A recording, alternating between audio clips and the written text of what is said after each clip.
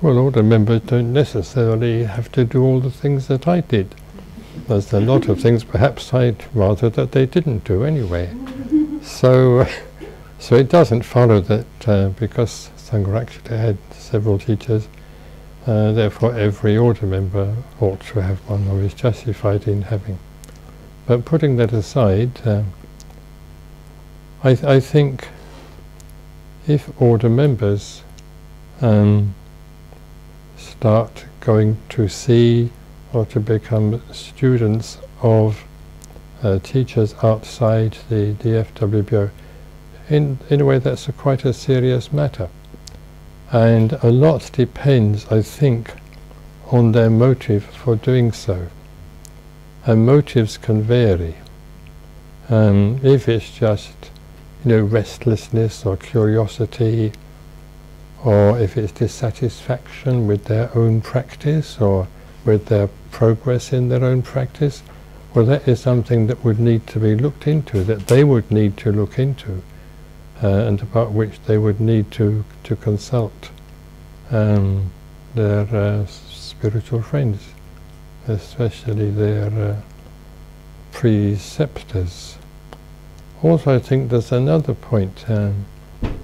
In the Buddhist tradition, it's usually considered a matter of courtesy, at least, that if one is going to ask for teachings from a teacher other than one's own original teacher, it's good that one should go and not exactly ask permission, but at least ask for that teacher's blessing.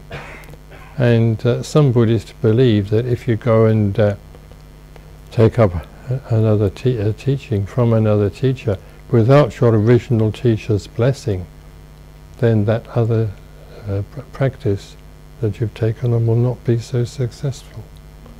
I wouldn't perhaps go so far as to say that, but I think no order member should take that sort of step without consulting other order members, and especially, as I said, their preceptor or even myself on occasion. The only, in a sense, justification I can think of for going to another teacher or trying to learn something from a teacher outside the FWBO, if you genuinely think that they have something which is not to be found within the FWBO and the FWBO's teachings, and which is really necessary to spiritual development. But even in that case, even if that particular teaching was introduced into the teachings of the FWBO, it would have to be properly integrated with those teachings, not just added on in a haphazard sort of way. So these are my current thoughts on this particular subject. And also, of course, I sometimes wonder why perhaps some order members go off seeking teachings from teachers outside the FWBO before they really have fully mastered what is available within the FWBO.